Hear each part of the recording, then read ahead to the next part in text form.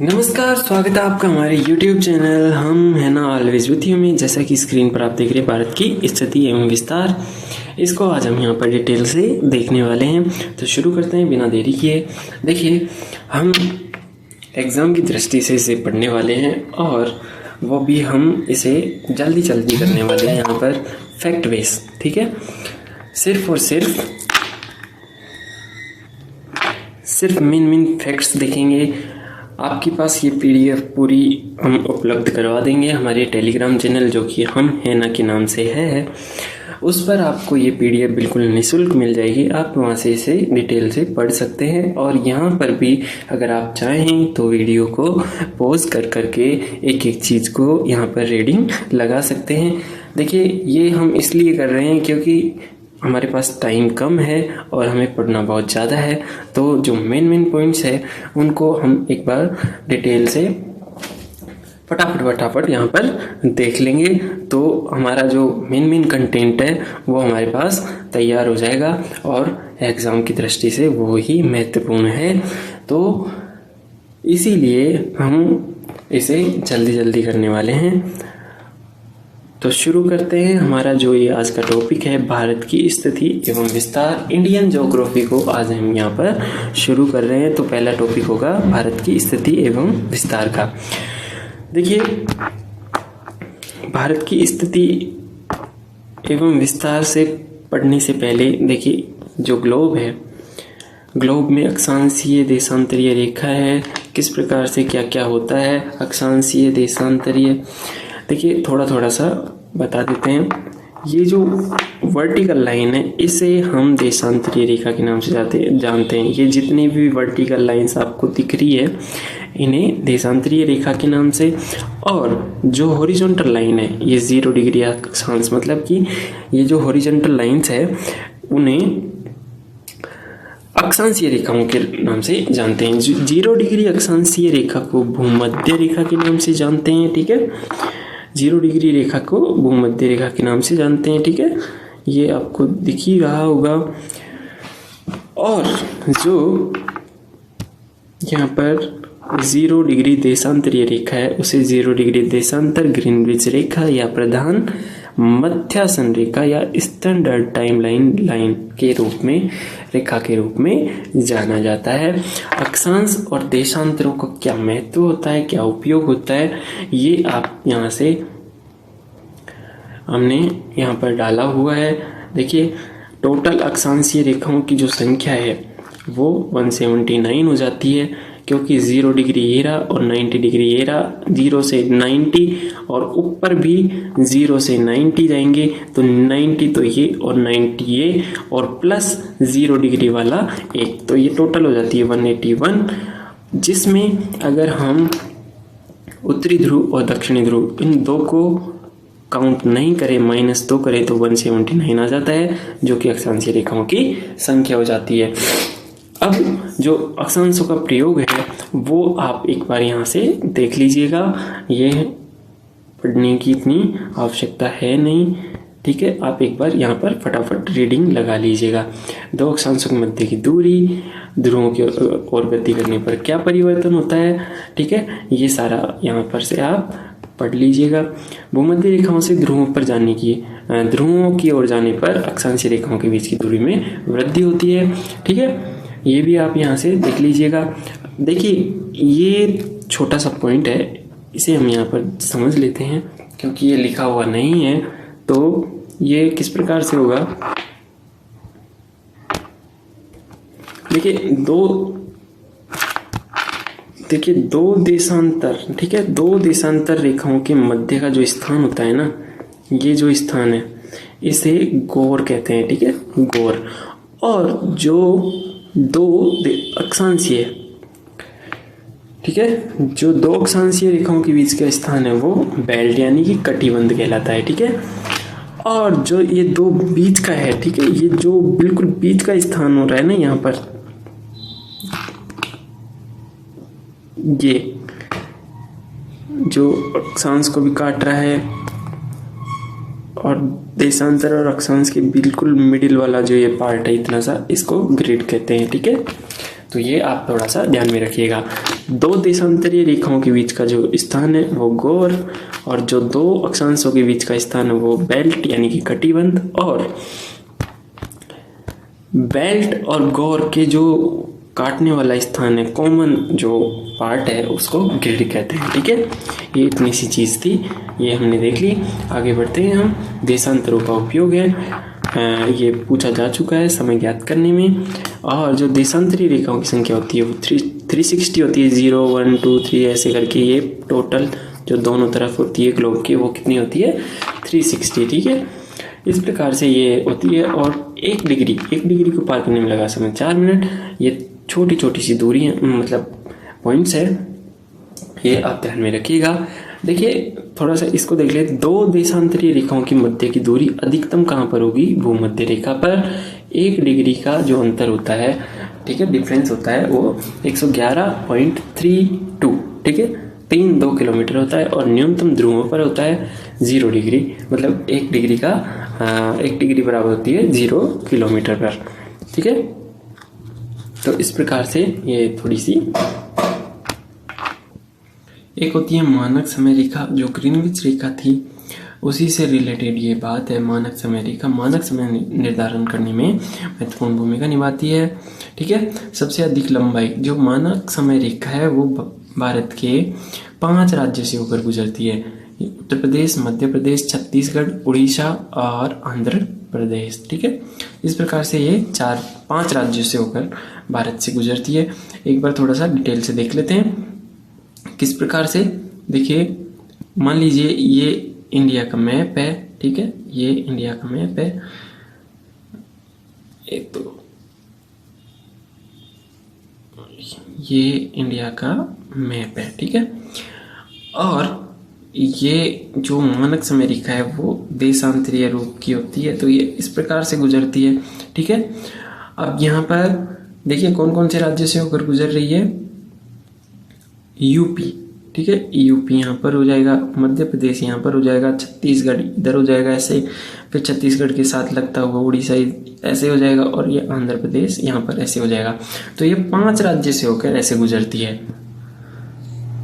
5 राज्य से होकर गुजरेगी। ठीक है, तो इसमें क्या कह रखा है कि देखिए सबसे अधिक लंबाई छत्तीसगढ़। ठीक है, ये जो राज्य है ये छत्तीसगढ़ है। तो ये जो लेंथ है किसकी, ये जो लेंथ है मानक समय रेखा की, वो सब सर्वाधिक लंबाई कौन से राज्य में होती है, छत्तीसगढ़ में। और सर्वाधिक कम ये मध्य प्रदेश में, इतनी सी लंबाई मध्य प्रदेश में होती है। तो ये दोनों पॉइंट क्लियर हो गए होंगे। ठीक है, तो इस प्रकार से ये दोनों पॉइंट थे। और एक पूछा हुआ प्रश्न ये है कि जो भारतीय मानक समय रेखा है वो 82.5 डिग्री पूर्वी देशांतर से होते हुए नैनी, इलाहाबाद, प्रयागराज का एक स्थान है, वहां से होकर ये भारत से होकर गुजरती है।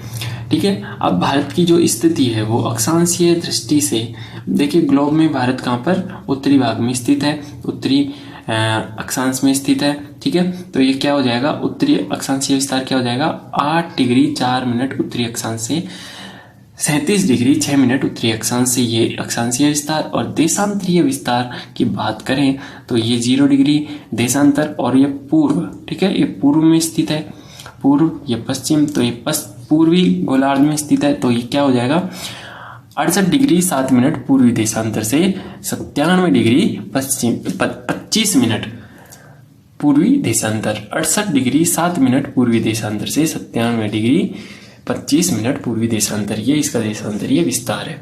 ये पूछा हुआ प्रश्न है, आप इसको ध्यान में रखिएगा।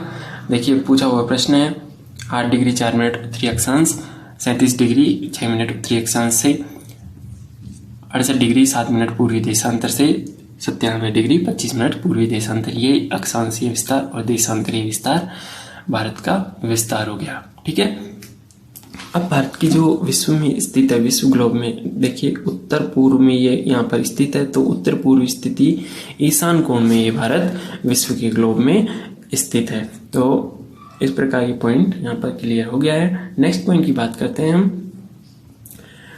देखिए भारत की जो पश्चिमतम, पूर्वतम, उत्तरीतम, दक्षिणतम बिंदु है वो किस प्रकार से हो जाएगा, जो भारत का उत्तरीतम बिंदु है उसे इंदिरा गोल के नाम से जाना जाता है। ये लद्दाख में स्थित है, 37 डिग्री 6 मिनट उत्तरी अक्षांश। ठीक है, ये देखिए आपको यहाँ पर समझ में आ जाएगा। जो हमारा अक्षांशीय विस्तार है वो 8 डिग्री 4 मिनट उत्तरी अक्षांश से लेकर 37 डिग्री 6 मिनट उत्तरी अक्षांश तक है। ठीक है, इस प्रकार से ये जो रेखा है वो यहाँ भारत 8 डिग्री 4 मिनट उत्तरी अक्षांश से शुरू होता है और कहाँ तक जाता है, 37 डिग्री 6 मिनट उत्तरी अक्षांश तक। और जो भारत का उत्तरीतम बिंदु है, ठीक है, जहाँ पर भारत की उत्तर सीमा समाप्त हो जाती है वो इंदिरा कोल लद्दाख। ठीक है, और जो भारत का दक्षिणतम बिंदु है वो किस नाम से जाना जाता है, कन्याकुमारी कैप कमोरिन। ठीक है, ये तमिलनाडु में स्थित है। ठीक है, ये इसकी बहुत महत्वपूर्ण भूमिका है, वर्षा है, यहाँ से मानसून प्रवेश करता है, ये आगे हम देखेंगे। तो इस प्रकार से ये जो भारत की भूमिका दक्षिणतम बिंदु है ये कैप कमोरिन हो जाएगा, तमिलनाडु में स्थित है। और इससे भी नीचे हम जाएं तो वहाँ पर जो ग्रेट निकोबार है वो 6 डिग्री और 45 मिनट उत्तरी अक्षांश पर स्थित है। ये भारत का दक्षिणतम बिंदु है। इसे इंदिरा पॉइंट, पार्सन या पिग्मेलियन पॉइंट के नाम से जानते हैं। ठीक है, तो ये भी अगर आपको एग्जाम उसमें ऑप्शन में मिल जाए तो ये भी यहाँ पर ठीक होगा।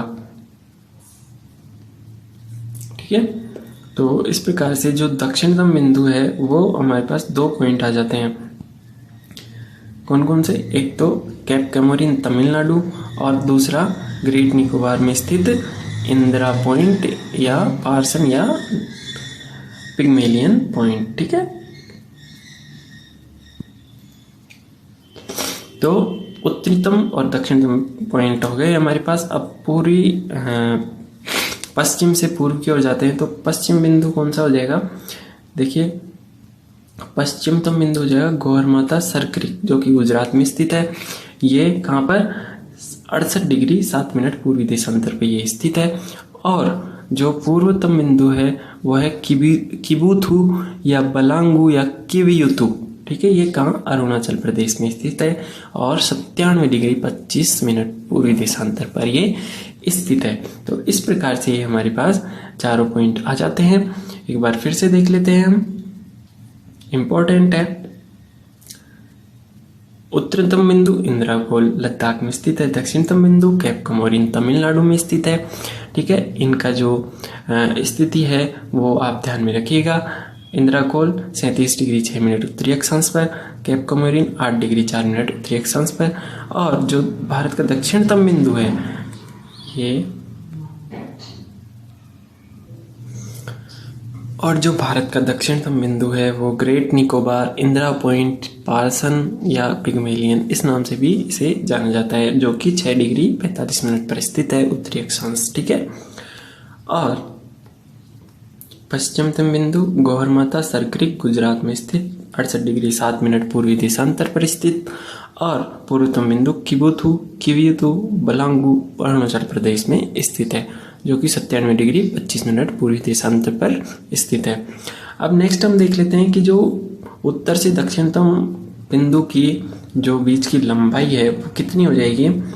उत्तर से दक्षिण के बीच की लंबाई 3214 किलोमीटर। ठीक है, 3214 किलोमीटर ये यहाँ पर लंबाई है उत्तर से दक्षिण की। और पूर्व से पश्चिम के पॉइंट के बीच की दूरी की कितनी हो जाएगी, 2933 किलोमीटर। तो ये फिगर भी आप याद ध्यान में रख लेना। फिर बात कर लेते हैं भारत की कुल सीमा की।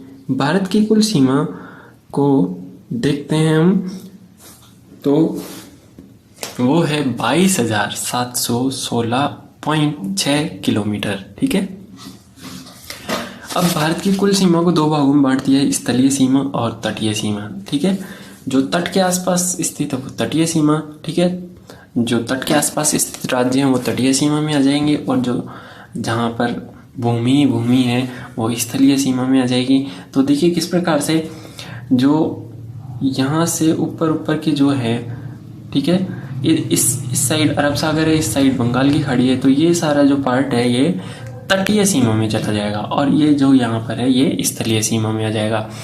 तो इसमें क्या होता है कि 15,000, ठीक है, जो हमारे पास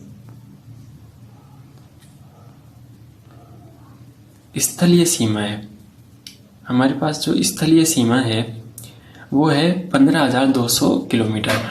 इसमें 16 राज्य और 2 केंद्र शासित प्रदेश, ठीक है, इसमें 16 राज्य और 2 केंद्र शासित प्रदेश इसमें स्थित है, ठीक है। तो इनकी कुल सीमा, स्थलीय सीमा 15,200 और जो तटीय सीमा है 22,716.6 किलोमीटर में से 15,200 घटाएंगे तो तटीय सीमा आ जाएगी हमारे पास, वो आ जाएगी 7,516.6 किलोमीटर। अब ये जो तटीय सीमा है इसी भी 2 भागों में हमने यहाँ पर बांट दिया है। मुख्य भूमि जो कि 6100 किलोमीटर है, जिसके अंतर्गत 9 राज्य आते हैं, और द्वीपीय तटीय सीमा, ये इसकी सीमा हो जाएगी 1416.6 किलोमीटर, 1416.6 किलोमीटर की ये द्वीपीय तटीय सीमा है भारत की, जिसके अंतर्गत 2 द्वीप और एक अन्य द्वीप सम्मिलित है, ठीक है। तो द्वीप समूह और एक अन्य द्वीप, एक तो सिर्फ द्वीप है और 2 द्वीप समूह है, ठीक है। ये आपको मैप में जैसा कि दिख रहा होगा, ये रेड वाला है जो पार्ट, ये सारा सब तटीय सीमा का है, और ये जो ब्लैक वाला है वो हमारे स्थलीय सीमा का है, ठीक है। तो इस प्रकार से यहाँ पर बंटवारा हो चुका है और टोटल कुल सीमा हमने देख ही ली। तो इस प्रकार से भारत की कुल सीमा है। नेक्स्ट हमारा पॉइंट, भारत हिंद महासागर के केंद्र में स्थित है। तटीय सीमा के संदर्भ में देखिए, तटीय जो सीमा है उसे 3 भागों में बांटा गया है। तटीय सीमा को कैसे?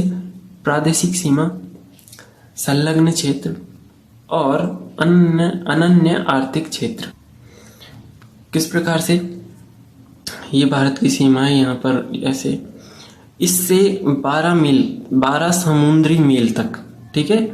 ये जो आपको, माफ कीजिएगा, ये यहाँ पर नहीं है, ये यहाँ तक, ये भारत की तटीय सीमा से 12 समुद्री मील, जो समुद्री, देखिए समुद्र की जो सीमा है वो समुद्री मील से मापी जाती है, और एक समुद्री मील में 1.8 मील होते हैं।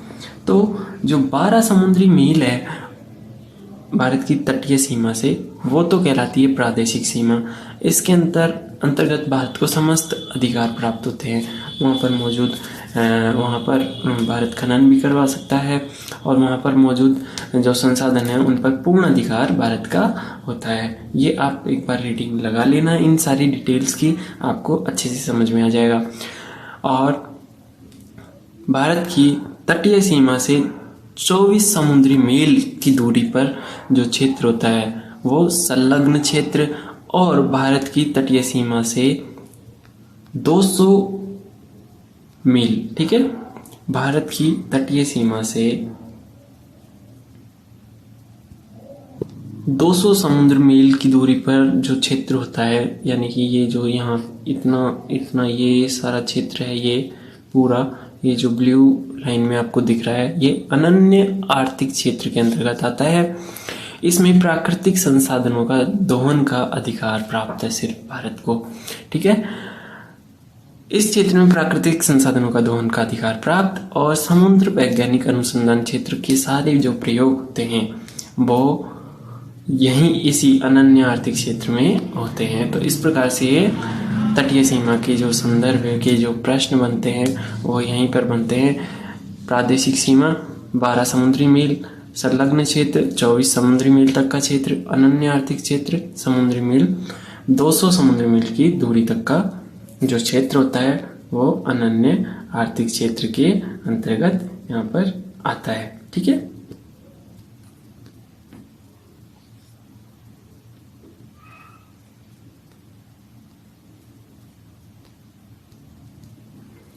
और जो 200 मील से अधिक दूरी पर, अब जब यहाँ से ऐसे जाएंगे तो ये उच्च सागर क्षेत्र हो जाएगा, ठीक है। तो इस प्रकार से ये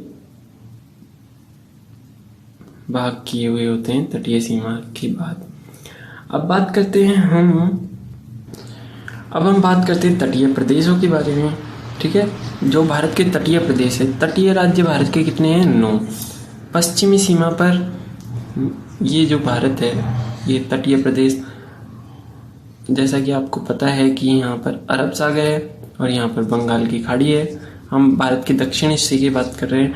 यहाँ पर गुजरात से नीचे जाएंगे तो यहाँ पर महाराष्ट्र आ जाएगा। महाराष्ट्र के बाद में आ जाएगा कर्नाटक के बाद में आ जाएगा यहाँ पर छोटा सा केरल के बाद में ये तमिलनाडु के बाद में आंध्र प्रदेश के बाद में उड़ीसा और उड़ीसा के बाद में ये पश्चिम बंगाल। तो यहाँ पर कितने हो जाएंगे? देखिए, 1, 2, गुजरात 1, महाराष्ट्र 2, कर्नाटक 3, केरल 4, तमिलनाडु 5, आंध्र प्रदेश 6, उड़ीसा 7, पश्चिम बंगाल 8 और एक यहाँ पर छोटा सा ये गोवा रह गया। ठीक है, ये यहाँ पर छोटा सा गोवा। तो इस प्रकार 8 और 1 गोवा 9। ठीक है, गुजरात, महाराष्ट्र, गोवा, कर्नाटक, केरल ये सारे पश्चिमी सीमा पर स्थित है। ये जो सीमा है ये पश्चिमी सीमा है और ये जो सीमा है ये पूर्वी सीमा है। इसमें तमिलनाडु, आंध्र प्रदेश, उड़ीसा और पश्चिम बंगाल, ये 4 पूर्वी सीमा में स्थित है। अब बात करें हम कि जो सर्वाधिक तटीय सीमा है वो कौन से राज्य की है? वो गुजरात की है और जो न्यूनतम है वो गोवा की है। ठीक है, प्रश्न बनता है सर्वाधिक न्यूनतम तटीय सीमा का सही योग, तो गुजरात और गोवा, सर्वाधिक गुजरात की और न्यूनतम गोवा की। ठीक है, पश्चिमी तट 4 भाग, पश्चिमी तट के 4 भाग हैं। किस प्रकार से? पश्चिमी तट के 4 भाग कौन कौन से? इंपॉर्टेंट है, पूछे हुए प्रश्न है, ध्यान से देखिएगा। पहला कांकरा पर्वत तट, दूसरा कोंकण तट, तीसरा कन्नड़ तट और चौथा मालाबार तट। कांकरापार तट ये जो गुजरात वाला हिस्सा है, वो गुजरात का जो तटीय प्रदेश है वो कांकरापार तट भारत का सबसे लंबा तट है। कौन सा? कांकरापार तट। दूसरा कोंकण तट, महाराष्ट्र का तटीय प्रदेश, जवाहरलाल नेहरू बंदरगाह, आधुनिकतम बंदरगाह कोंकण तट पर ही स्थित है। ठीक है, तीसरा बात करते हैं हम कन्नड़ तट की। लौह अयस्कों का सर्वाधिक व्यापार कन्नड़ तट से ही होता है। कन्नड़ तट मतलब कर्नाटक वाला तट। ठीक है, फिर हम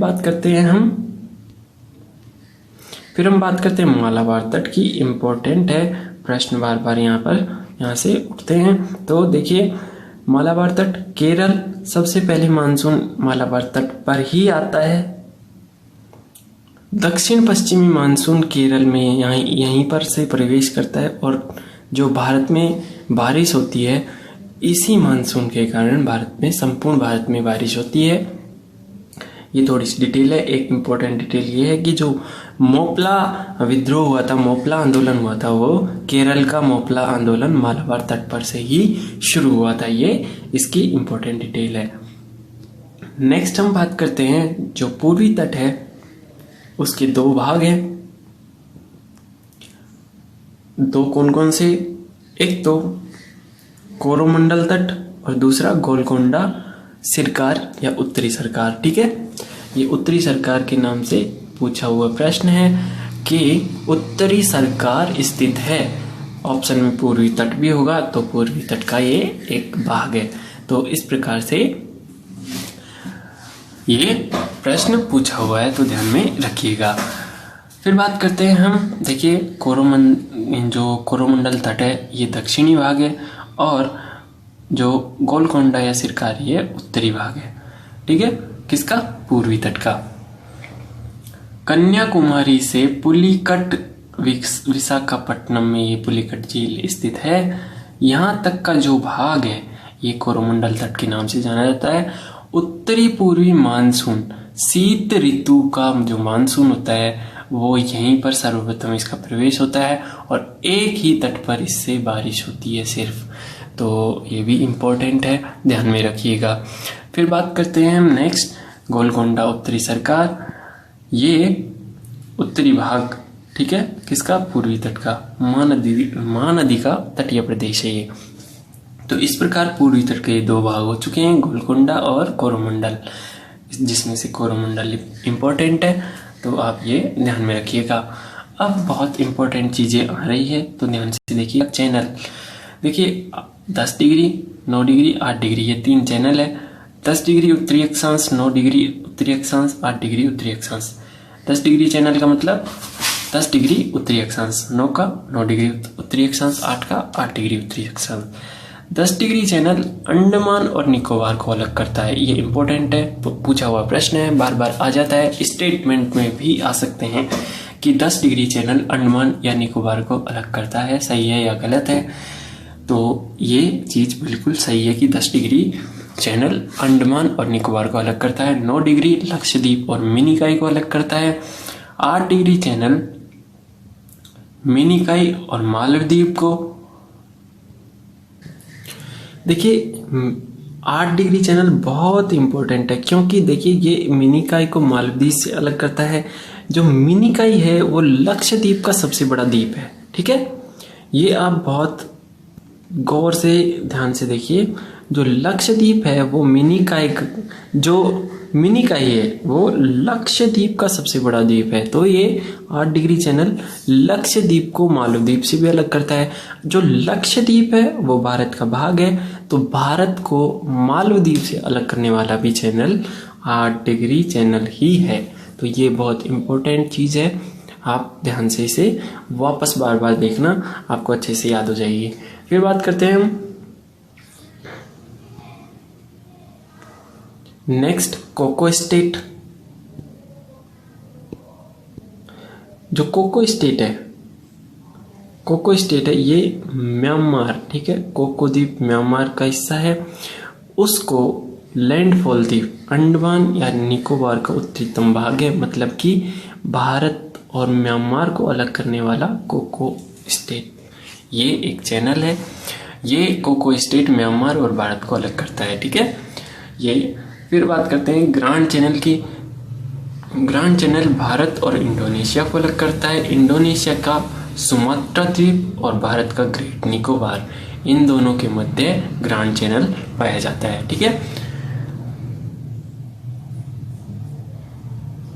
फिर बात करते हैं हम नेक्स्ट, एक है पाक जल डमरू, ठीक है। जो पाक जल संधि है, ठीक है, पाक जल संधि या पाक जल डमरू या पाक स्टेट, ये भारत और श्रीलंका इन दोनों के बीच मौजूद है, ठीक है। और भारत और श्रीलंका के बीच पंबन द्वीप भी मौजूद है, या आदम या रामेश्वर ब्रिज भी स्थित भारत और श्रीलंका के बीच ही है, ठीक है, जो भगवान राम द्वारा बनाया गया था, ठीक है। फिर बात करते हैं जो भारत की सीमाएं हैं, वो अंतर्राष्ट्रीय सीमाएं किस प्रकार से, कौन कौन से देशों के साथ भारत की अंतर्राष्ट्रीय सीमाएं हैं और किन किन राज्यों की किन किन देशों के साथ अंतर्राष्ट्रीय सीमा बनती है। पहला, बांग्लादेश 4000 सर्वाधिक, ठीक है। बांग्लादेश की जो अंतर्राष्ट्रीय सीमा है, सर्वाधिक अंतर्राष्ट्रीय सीमा 4096.7 किलोमीटर, सर्वाधिक अंतर्राष्ट्रीय सीमा भारत की बांग्लादेश के साथ लगती है। बांग्लादेश के साथ 5 राज्य लगते हैं, पश्चिम बंगाल, असम, मेघालय, त्रिपुरा, मिजोरम, ठीक है। फिर बात करते हैं तीस्ता नदी की। ये ब्रह्मपुत्र की सहायक नदी है, भारत बांग्लादेश के मध्य का विवाद का कारण रही है। न्यूमोर द्वीप, ये भी भारत बांग्लादेश के मध्य विवादित द्वीप है। 3 बीघा कॉरिडोर, 2.5 गज गलियारा, ये भी भारत बांग्लादेश के मध्य स्थित है। ढाका से कोलकाता बस सेवा अटल बिहारी वाजपेयी के समय लाहौर, और जो लाहौर भारत है ये भी अटल बिहारी वाजपेयी के समय ही चली थी। चीन 3488 किलोमीटर मैकमोहन रेखा चीन और भारत के बीच सर हेनरी मैकमोहन आयोग द्वारा खींची गई। निर्धारण 1914 में। भारत राज्य व केंद्र शासित प्रदेश कौन कौन से आते हैं? देखिए, भारत के कौन कौन से राज्य चीन के साथ लगते हैं और केंद्र शासित प्रदेश भारत के साथ लगते हैं? लद्दाख केंद्र शासित प्रदेश है, हिमाचल प्रदेश राज्य, उत्तराखंड राज्य, सिक्किम, अरुणाचल प्रदेश पूर्वी सीमा पर स्थित है। देखिए, पश्चिमी सीमा पर ये तीनों, मध्य सीमा पर सिक्किम, अरुणाचल प्रदेश पूर्वी सीमा पर। ये इस प्रकार से 5 राज्य और केंद्र शासित प्रदेशों के साथ चीन की सीमा लगती है। नाथुला दर्रा सिक्किम और चीन के मध्य स्थित। डोकलाम विवाद बामडिल्ला दर्रा आंध्र प्रदेश व चीन के मध्य। ब्रह्मपुत्र नदी तिब्बत में सांगपो नाम से जानी जाती है और दिहांग नाम से प्रवेश करती है असम। ठीक है, दिहांग नाम से प्रवेश करती है और असम में ब्रह्मपुत्र नाम से ये प्रवेश कर जाती है। और अंतिम रूप से मेघना इसका नाम होता है। अमसाई चीन विवाद 1962 से, स्टेपल वीजा विवाद, लेक लाइन विवाद। पाकिस्तान की जो सीमा है वो 3323 किलोमीटर। सर रेडक्लिफ ने इसका निर्धारण किया था, इसीलिए इसे रेडक्लिफ रेखा के नाम से जाना जाता है। और जो भारत है, भारत पाकिस्तान के साथ भारत के 4 राज्यों की सीमा लगती है। जम्मू कश्मीर, लद्दाख, ठीक है, ये दोनों यूटीज हैं। पंजाब, राजस्थान, गुजरात, ये तीनों राज्य हैं। तो इस प्रकार से इनकी सीमा लगती है। नेपाल 1751 किलोमीटर। उत्तराखंड, उत्तर प्रदेश, बिहार, सिक्किम, पश्चिम बंगाल, इन 5 राज्यों की सीमा नेपाल के साथ लगती है। भूटान 699 किलोमीटर। ठीक है, सिक्किम, पश्चिम बंगाल, असम, आंध्र प्रदेश, ये इन 4 राज्यों के साथ इसकी सीमा लगती है। जलेपला दर्रा सिक्किम और भूटान के मध्य स्थित है। फिर बात करते हैं म्यांमार की। म्यांमार 1643 किलोमीटर ये इसकी सीमा है। और इसकी जो सीमा है वो अरुणाचल प्रदेश, मणिपुर, मिजोरम, ये इनके साथ, इन राज्यों के साथ लगती है। तो जो दर्रा मणिपुर और म्यांमार के मध्य स्थित है। अफगानिस्तान के साथ सबसे कम 106 किलोमीटर डूरंड रेखा, सर डूरंड ने इसका निर्धारण किया। ठीक है, 1886 में। भारत अफगानिस्तान के मध्य सर्वाधिक व्यापार चाबाहार बंदरगाह द्वारा किया जाता है। अब इम्पोर्टेंट चीज कि जो भारत में जो कर्क रेखा है वो 8 राज्यों से होकर गुजरती है। शुरू में हमने बात की थी गुजरात, राजस्थान, मध्य प्रदेश, छत्तीसगढ़, झारखंड, पश्चिम बंगाल, त्रिपुरा, मिजोरम पूर्वी, ये सबसे पूर्वी राज्य है। और जो गुजरात है वो पश्चिमतम राज्य है। ठीक है, ये 8 राज्यों से कर्क रेखा गुजरती है। अब देखिए इम्पोर्टेंट बात, जो राजस्थान है उसमें इसकी सबसे कम लंबाई है किसकी? कर्क रेखा की। डूंगरपुर, भरतपुर और बांसवाड़ा, इन 3, माफ कीजिएगा ये नहीं है भरतपुर। राजस्थान सबसे कम लंबाई डूंगरपुर, बांसवाड़ा। ठीक है,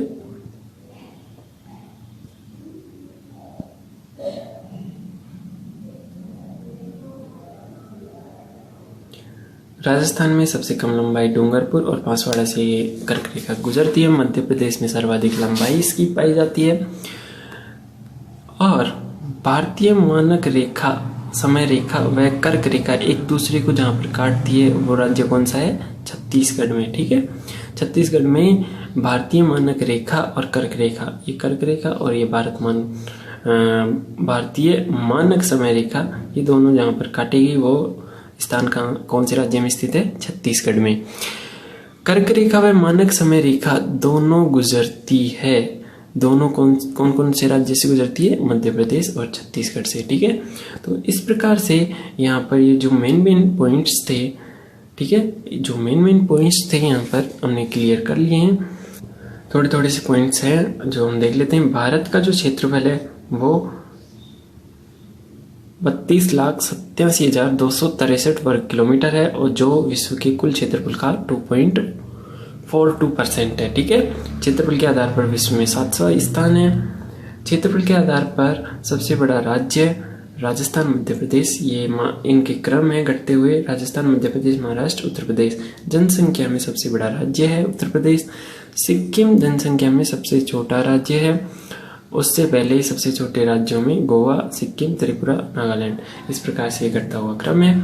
ठीक है, ये स्टेटमेंट आ जाते हैं या फिर क्रम भी पूछ लिया जाता है तो ध्यान में रखिएगा। भारत में कुल 460 जिले हैं। सबसे बड़ा जिला कच्छ गुजरात का, सबसे छोटा मोह जिला केरल में स्थित है। ठीक है, फिर बात करते हैं जनसंख्या के घटते हुए क्रम में भारत का दूसरा स्थान है। क्षेत्रफल के घटते हुए क्रम में विश्व के देश रूस, कनाडा, चीन, यूएसए, ब्राजील, ऑस्ट्रेलिया, भारत का 7वां नंबर है। ठीक है, फिर विश्व के सबसे छोटे देश वेटिकन सिटी सबसे छोटा देश है। ये इतनी ज़्यादा हमारे काम की चीज़ें हैं नहीं फिलहाल, तो हम हमारे काम की चीज़ें देखते हैं। सबसे लंबी अंतर्राष्ट्रीय सीमा, देखिए सबसे लंबी अंतर्राष्ट्रीय सीमा जो भारत के राज्य की है, कौन से राज्य की है? राजस्थान राज्य की। किस देश के साथ लगती है? पाकिस्तान के साथ, 1070 किलोमीटर। ठीक है, सबसे छोटी अंतर्राष्ट्रीय सीमा नागालैंड के साथ लगती है। नागालैंड के साथ मिजोरम, म्यांमार की, माफ कीजिएगा, म्यांमार की लगती है सीमा। सबसे छोटी अंतर्राष्ट्रीय सीमा। क्षेत्रफल के आधार पर सबसे बड़ा केंद्र शासित प्रदेश लद्दाख। जनसंख्या के आधार पर नई दिल्ली।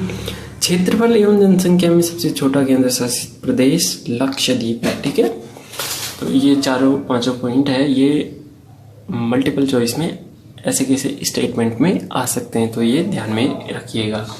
फिर बात करते हैं केंद्र शासित प्रदेश, 8 हैं। लद्दाख, देखिए लद्दाख की जो राजधानियां हैं वो ग्रीष्मकालीन कारगिल होता है और शीतकालीन लेह होता है। ठीक है, जम्मू कश्मीर, श्रीनगर और जम्मू, ये 2 राजधानियां होती है। चंडीगढ़ की चंडीगढ़, दिल्ली की नई दिल्ली। दमन एवं दीव, दादर एवं नागर हवेली, ये दमन के रूप में 26 जनवरी 2020 को एक कर दिया गया है। लक्षद्वीप की कावस्ती, अंडमान निकोबार की पोर्ट ब्लेयर, पुडुचेरी की पुडुचेरी 3 राज्यों में है। ठीक है, पुडुचेरी, करिकाल ये तमिलनाडु में, यनम आंध्र प्रदेश, माहे केरल भारत का सबसे छोटा जिला है। भारत कौन कौन से कटिबंध में स्थित है? देखिए ये जो कर्क रेखा है ये 2 भागों में बांटती, तो ऊपरी हिस्सा शीतोष्ण और नीचे का उष्ण। ठीक है, शीतोष्ण प्लस उष्ण कटिबंध में स्थित है भारत। फिर बात करते हैं हम, ये इतना इम्पोर्टेंट है नहीं, ये छोटे छोटे से पॉइंट है, आप एक बार इनको देख लीजिएगा। अब आता है 5 स्टार पॉइंट। ठीक है, 5 स्टार पॉइंट है ये। देखिए क्यों 5 स्टार कह रहे हैं, इसमें इस मैप में कंप्लीट आपको सारे दर्रे मिल जाएंगे, जो भी मेन इम्पोर्टेंट दर्रे हैं। बहुत बार क्वेश्चन बना है और इस बार भी बनने की संभावना है, तो सारे जो दर्रे हैं वो यहाँ पर मौजूद हैं। तो एक एक करके हम देख लेते हैं। काराकोरम दर्रा भारत एवं चीन में। ठीक है, विश्व का सबसे ऊंचा 5500 मीटर, ठीक है, इसकी हाइट है। ये भारत और चीन के मध्य स्थित है काराकोरम। दूसरा खारदुल्ला, ठीक है, खारदुंगला दर्रा लेह को तिब्बत से जोड़ते हैं। ठीक है, कौन कौन से? चांगला दर्रा और खारदुल्ला दर्रा। फिर बात करते हैं जोजिला दर्रा, श्रीनगर को लेह से NH1 यूटीज न्यू कंस्ट्रक्शंस। ठीक है, सबसे नवनिर्मित जोजिला दर्रा है ये। सिपकिला दर्रा शिमला और तिब्बत को जोड़ता है। नाथुला दर्रा भारत और चीन को जोड़ता है। जालापेला सिक्किम भूटान। बुमला दर्रा ये भी सिक्किम में पाया जाता है। ठीक है, सिक्किम का दर्रा है। असम और माफ कीजिएगा भूटान और सिक्किम को जोड़ता है बुमला दर्रा और जालापिला दर्रा। फिर बात करते हैं पांगसार दर्रा और दीफू दर्रा, ये दोनों म्यांमार से भारत को जोड़ते हैं। बुमड़िया और यंगयप ये आंध्र प्रदेश और चाइना को जोड़ते हैं। फिर बात करते हैं, इधर वापस आ जाते हैं हम, तुजू दर्रा मणिपुर और म्यांमार को जोड़ता है।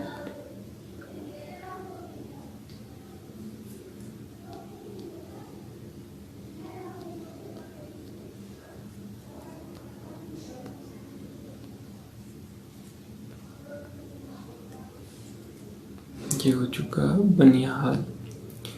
बनिहाल दर्रा जम्मू व श्रीनगर को जोड़ता है। श्रीनगर का प्रवेश द्वार बनिहाल दर्रा है। पीर पंजाल ये जम्मू और श्रीनगर को जोड़ता है। बारालाचला मनाली और लेह को जोड़ता है। और रोहतांग दर्रा मनाली और लेह को, ये भी मनाली और लेह को जोड़ता है। ये दोनों दर्रे मनाली और लेह को जोड़ते हैं। अटल रोहतांग दर्रा अटल सुरंग इसमें है 8.8 किलोमीटर की, ठीक है। बुर्जिल दर्रा श्रीनगर और गिलगिट, ठीक है, ये जम्मू कश्मीर का पार्ट है श्रीनगर, ये गिलगिट, इन दोनों को बुर्जिल दर्रा जोड़ता है, ठीक है। तो इस प्रकार से ये सारे जो दर्रे हैं वो इम्पोर्टेंट है, ये आप एक बार इनको थोड़ा सा देख लीजिएगा। फिर बात करते हैं हम नीचे, ये जो पश्चिमी घाट के दर्रे हैं उनको, इसमें 4 है, थाल घाट, भोर घाट, पाल घाट और सेलकोटरा, ठीक है, सीनी गैप। देखिए शिवकाशी और तिरुवनंतपुरम इन दोनों को जोड़ने वाला जो दर्रा है वो सेलकोटरा। कोच्चि और कोयम्बटूर इन दोनों को जोड़ने वाला दर्रा पाल घाट। पुणे और मुंबई को जो जोड़ता है वो भोर घाट। और नासिक और मुंबई को जोड़ने वाला थाल घाट। इस प्रकार से ये 4 जो दर्रे हैं वो पश्चिमी घाट के दर्रे हैं। तो ये बहुत इंपॉर्टेंट है, यहाँ से प्रश्न बनता है। अब एक मैप और ये है कि कौन कौन से देशों के मध्य कौन कौन से विवाद है, ये आप एक बार एक नज़र डाल लीजिएगा, इतना इम्पोर्टेंट है नहीं। इम्पोर्टेंट चीज़ें ये है, जीरो जो रेखा होती है, जीरो रेखा त्रिपुरा और बांग्लादेश के मध्य स्थित है। और जो सर्करिक विवाद है ये 24वीं समांतर रेखा, ठीक है, 24 डिग्री चैनल पर ये विवाद हुआ है, वो किस किस के मध्य, भारत और पाकिस्तान, ठीक है। 1965 में ये विवाद चलता आ रहा है। तो ये इम्पोर्टेंट चीज़ें आप ध्यान में रखिएगा। तो इस प्रकार से हमने जो मेन डिटेल्स थी वो यहाँ पर कंप्लीट कर ली है। देखिए जो भारत का जो भूगोल है वो भौतिक विभाजन से शुरू होता है, और इस पर जो प्रश्न पुरानी एग्जाम में जो पूछे गए हैं उनको हम यहाँ पर डिस्कस करने वाले हैं। देखिए भारत आकार में किस प्रकार का है, ये इस एग्जाम में आया हुआ है। तो दुनिया का 7वां सबसे बड़ा देश है भारत, क्षेत्रफल की दृष्टि से विश्व का 7वां सबसे बड़ा देश। इस संदर्भ में भारत से बड़े 6 देश हम देख चुके हैं, इतना कोई इम्पोर्टेंट क्वेश्चन है नहीं, हम सिर्फ इम्पोर्टेंट क्वेश्चंस देखने वाले हैं। जनसंख्या एवं क्षेत्रफल की दृष्टि से भारत का स्थान विश्व में कौन कौन सा है। देखिए जनसंख्या की दृष्टि से दूसरा है, क्षेत्रफल की दृष्टि से 7वां है। इस प्रकार से जो ऑप्शन नंबर 4 है वो सही हो जाएगा। भारत का कुल क्षेत्रफल दुनिया के कुल भौगोलिक क्षेत्र का लगभग कितना प्रतिशत है, ये हम देख चुके हैं 2.46%, ठीक है। तो आप ऑप्शन नंबर 2। फिर ये थोड़ी सी डिटेल और है यहाँ पर,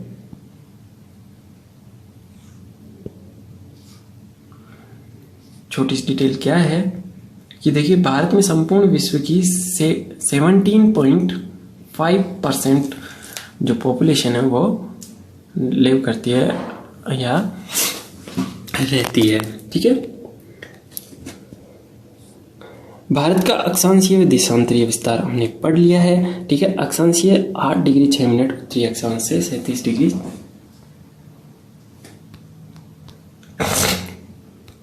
8 डिग्री 6 मिनट से 6 मिनट उत्तरी अक्षांश से 37 डिग्री 8 डिग्री 4 मिनट उत्तरी अक्षांश से 37 डिग्री 6 मिनट उत्तरी अक्षांश और 68 डिग्री 7 मिनट पूर्वी देशांतर से 97 डिग्री 25 मिनट पूर्वी देशांतर। ठीक है, इस प्रकार का ये हमारा भारत का अक्षांशीय व देशांतरीय विस्तार है। ठीक है, फिर बात करते हैं हम नेक्स्ट। ये यहाँ पर डिटेल दी हुई है। ठीक है, देश का अक्षांशीय देशांतरीय विस्तार लगभग 30 डिग्री है। भारत का विस्तार उष्ण एवं उपोष्ण दोनों कटिबंध में है, हम ये भी देख चुके हैं। ठीक है, 82 डिग्री 30 मिनट पूर्वी देशांतरी का उपयोग भारतीय मानक समय निर्धारित करने के लिए किया जाता है, ये भी हम देख चुके हैं। भारत का देशांतरीय विस्तार लगभग है, भारत का देशांतरीय विस्तार कितना है 30 डिग्री। ठीक है,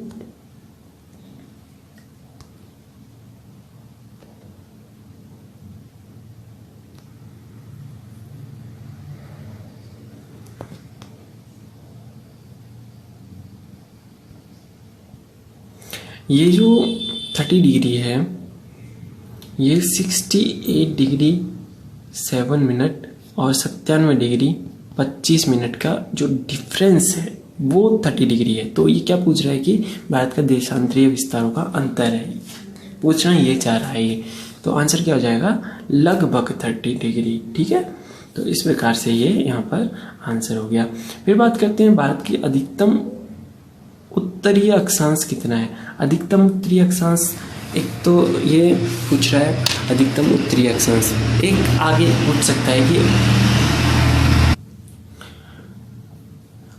सकता है कि उत्तरीतम बिंदु कौन सा है। तो उत्तरीतम बिंदु हो जाएगा इंदिरा कोल जो कि लद्दाख में स्थित है। अब उत्तरीतम अक्षांश क्या हो जाएगा 37 डिग्री और 6 मिनट है, तो ये आंसर हो जाएगा थर्ड। फिर बात करते हैं भारत की मुख्य भूमि के देशांतर 68 डिग्री 7 मिनट पूर्वी देशांतर तथा 97 डिग्री 25 मिनट पूर्वी देशांतर। ठीक है, तो ये थर्ड आंसर हो जाएगा।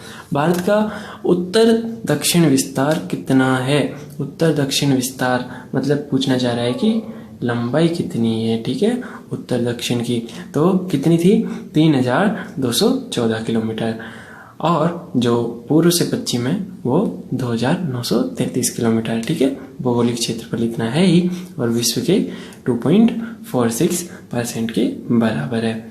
नेक्स्ट क्वेश्चन देखते हैं, निम्नलिखित में से किस राज्य से कर्क रेखा नहीं गुजरती है। तो कर्क रेखा 8 राज्यों से गुजरती है, गुजरात, राजस्थान, मध्य प्रदेश, छत्तीसगढ़, झारखंड, पश्चिम बंगाल और त्रिपुरा, मिजोरम। ठीक है, इन राज्यों से, ये 8 राज्यों से कर्क रेखा गुजरती है। अब इनमें से कौन सा नहीं है, उत्तर प्रदेश नहीं है, तो उत्तर प्रदेश हमारा यहाँ पर आंसर हो जाएगा। ठीक है,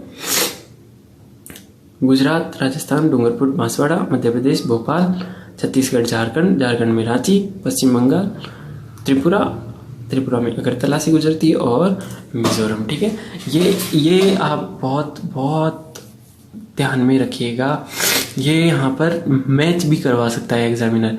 राजस्थान फिर दे देगा डूंगरपुर, बांसवाड़ा। ठीक है, राजस्थान में कौन कौन से स्थान से नहीं गुजरती है, राजस्थान के संदर्भ में राजस्थान के एग्जाम में पूछा जा सकता है।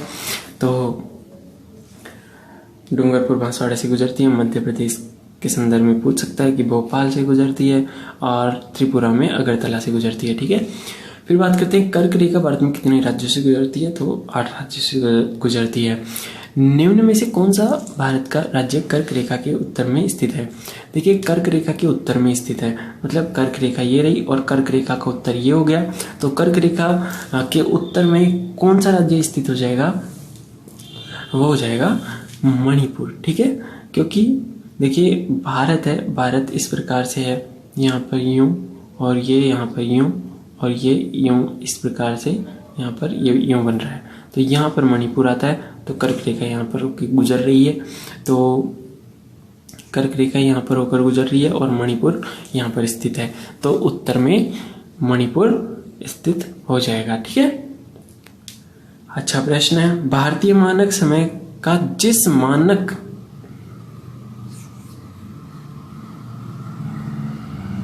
मेरिडियन के अनुसार निर्धारित किया जाता है वो निम्न में से होकर कहाँ से गुजरती है। ठीक है, पूछना चाह रहा है कि जो मानक समय रेखा है वो भारत में कहाँ से होकर गुजरती है, तो ये इलाहाबाद, ठीक है, वर्तमान में इसे प्रयागराज के नाम से जानते हैं।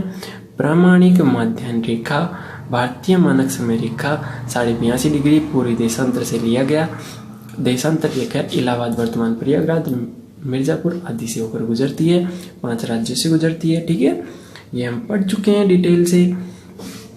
और भारतीय मानक समय ग्रीनविच माध्य समय में 5 घंटा 30 मिनट 5.5 घंटे आगे है। ठीक है, इस प्रकार की ये डिटेल है। फिर विभाजन के समय जिस सीमा आयोग ने भारत और पाकिस्तान की सीमा का निर्धारण किया था उसके अध्यक्ष कौन है?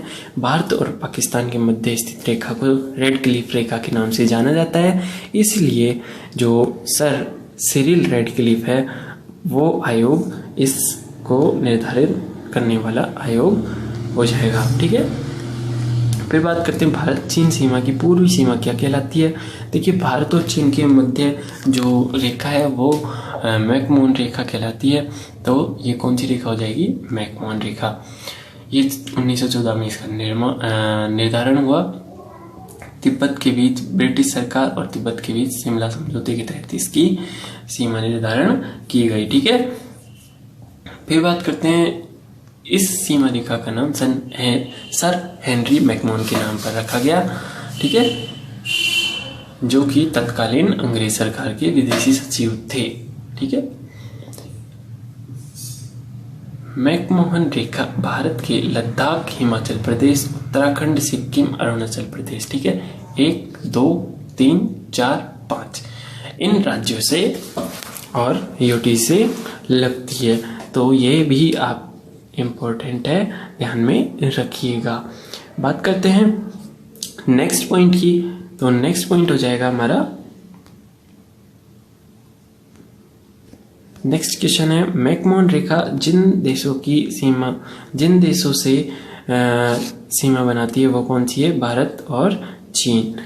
भारत एवं चीन के मध्य मैकमोहन रेखा का निर्धारण 1914 में सर हेनरी मैकमोहन द्वारा किया गया। ठीक है, मैकमोहन सीमा रेखा कितने भारतीय राज्य केंद्र शासित प्रदेशों से लगती है? भारतीय राज्यों या केंद्र शासित प्रदेशों से लगती है। तो क्या आंसर हो जाएगा? 5। कौन कौन से? हिमाचल प्रदेश, लद्दाख, उत्तराखंड, सिक्किम, अरुणाचल प्रदेश। ठीक है, ये हम देख चुके हैं। फिर बात करते हैं हम, निम्न में से कौन से देश की भारत के साथ सबसे छोटी सीमा है? तो कौन सी हो जाएगी? अफगानिस्तान की 106 किलोमीटर, ये भी हम देख चुके हैं। फिर बात करते हैं, सबसे लंबी सीमा बांग्लादेश 4096.7 किलोमीटर और सबसे छोटी अफगानिस्तान। कौन सा देश भारत के साथ सबसे लंबी स्थलीय सीमा साझा करता है? तो बांग्लादेश। ठीक है, भारत के निम्नलिखित में से कौन से राज्य की सीमा बांग्लादेश से संयुक्त नहीं है? ठीक है, बांग्लादेश से कितने राज्यों की सीमा लगती है? 5। कौन कौन से? पश्चिम बंगाल, असम, मेघालय, त्रिपुरा, मिजोरम। ठीक है, तो कितने हो गए? पश्चिम बंगाल, असम, मेघालय, त्रिपुरा और मिजोरम। ठीक है, तो कितने? कौन कौन से? नागालैंड से नहीं लग रही है। 5 राज्य पश्चिम बंगाल, असम, मेघालय, त्रिपुरा और मिजोरम। निम्नलिखित में से किस राज्य की सीमा बांग्लादेश से नहीं मिलती है? तो बांग्लादेश से कौन से किसकी नहीं मिलती है? मणिपुर की। ये हम देख चुके हैं। तीनों ओर से भारत को जो प्रदेश बांग्लादेश से घिरा है वो कौन सा है? त्रिपुरा राज्य तीनों ओर से बांग्लादेश से घिरा हुआ है। कौन से भारतीय राज्य की अधिकतम सीमा म्यांमार से स्पर्श करती है? तो वो हो जाएगा अरुणाचल प्रदेश। ठीक है, फिर बात करते हैं हम नेक्स्ट क्वेश्चन की।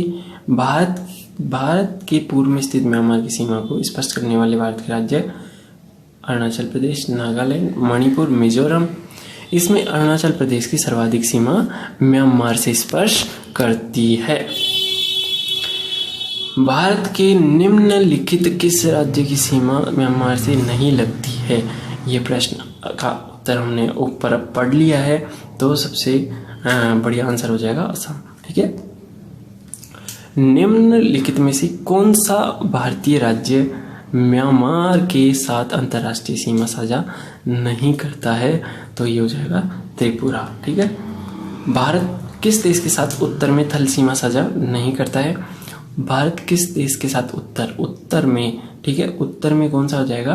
तो ये पूर्व में आ जाता है म्यांमार, बाकी सब उत्तर में है, तो म्यांमार इसका सही आंसर हो जाएगा। उत्तराखंड, उत्तर प्रदेश, बिहार, पश्चिम बंगाल तथा सिक्किम के साथ सामान्य सीमाएं हैं। उत्तराखंड, उत्तर प्रदेश, बिहार, पश्चिम बंगाल, ठीक है, इन सारे देशों की जो सीमा है वो नेपाल के साथ लगती है।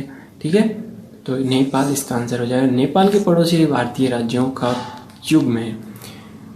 नेपाल के पड़ोसी भारतीय राज्य कौन कौन से हो जाएंगे? नेपाल के पड़ोसी भारतीय राज्य उत्तर प्रदेश है लेकिन हरियाणा नहीं है, सिक्किम है, बिहार, सिक्किम, भूटान देश है, असम नहीं है, बिहार तो है, लेकिन इसका आंसर हो जाएगा सिक्किम और बिहार। कश्मीर की पूर्वी सीमा है लद्दाख क्षेत्र। ठीक है,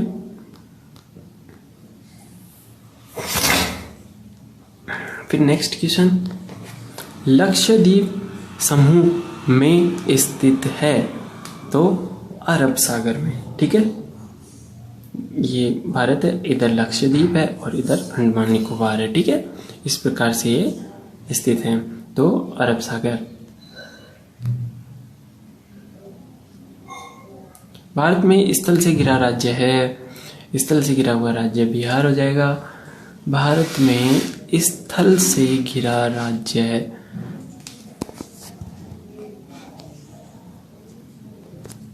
स्थल से घिरा राज्य मतलब वहां पर कोई समुद्री सीमा नहीं है। देखिए, कर्नाटक समुद्री तटीय सीमा पर स्थित, उड़ीसा भी तटीय पर, केरल भी तटीय पर, तो सबसे अच्छा आंसर बिहार हो जाएगा।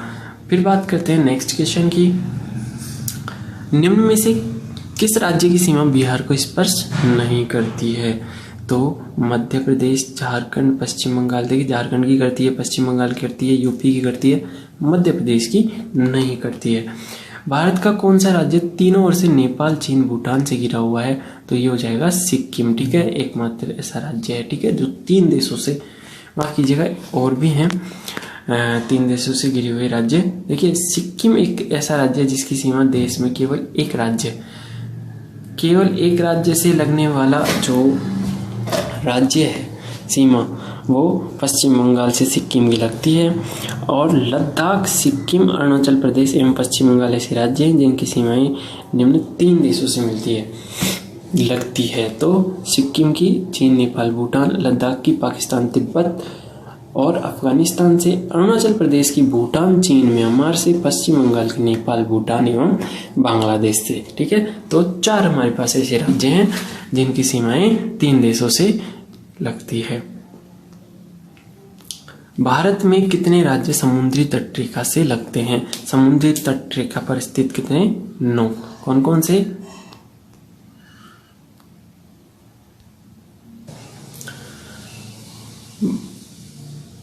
समुद्रीय तटीय राज्य कौन कौन से हैं? 9। गुजरात, महाराष्ट्र, गोवा, कर्नाटक, केरल, तमिलनाडु, आंध्र प्रदेश, उड़ीसा और पश्चिम बंगाल। ये 9 राज्य तटीय राज्य हैं, जिसमें से गुजरात की जो तटीय रेखा है वो सर्वाधिक और गोवा की तटीय रेखा सबसे कम। ठीक है, 9 राज्य और 4 केंद्र शासित प्रदेश भारतीय तटरेखा पर स्थित है। तटरेखा की लंबाई 7516.7 किलोमीटर। ठीक है, फिर बात करते हैं निम्नलिखित भारतीय राज्यों में से किस राज्य की कोई समुद्री सीमा नहीं है? गुजरात की है, गोवा की है, महाराष्ट्र की है, राजस्थान की नहीं है। निम्नलिखित में से कौन से राज्य जम्मू कश्मीर के पड़ोसी राज्य हैं? जम्मू कश्मीर के पड़ोसी राज्य हिमाचल प्रदेश, उत्तराखंड। ठीक है, हिमाचल प्रदेश है लेकिन उत्तराखंड नहीं है, हिमाचल प्रदेश, पंजाब, ये दोनों ये सही हो जाएंगे। ठीक है, फिर बात करते हैं केरल के निकटवर्ती राज्य तमिलनाडु और कर्नाटक कौन से ऑप्शन में? 4 में। भारत की दक्षिण पश्चिमी सीमा पर अरब सागर और सह्याद्री पर्वत श्रृंखलाओं के मध्य एक खूबसूरत भूभाग स्थित है जिसे केरल के नाम से जानते हैं। इसके प्रमुख पड़ोसी राज्य तमिलनाडु, कर्नाटक है। पुद्दुचेरी राज्य का मयसिया माही नाम से जाने जाने वाला भूभाग भी केरल राज्य के अंतर्गत ही आता है। इस प्रकार से स्थिति विस्तार का यहाँ पर अंत हो जाता है। हमने इसके अंतर्गत आने वाले मुख्य जो प्रश्न आ चुके हैं एग्जाम में उनको यहाँ पर देख लिया है और ये रिपीट भी होते हैं, तो आप इनको एक बार अच्छे से कर लेना, बहुत अच्छा मैटर है। अगले हम वीडियो में देखेंगे, अगले वीडियो में हम देखेंगे जो भारत के भौतिक प्रदेश हैं उनका किस प्रकार से जो बंटवारा है, भूभागों किस प्रकार से बांटा गया है और भारत की जो भौतिक विशेषताएं हैं उनको हम यहाँ पर डिटेल से करेंगे।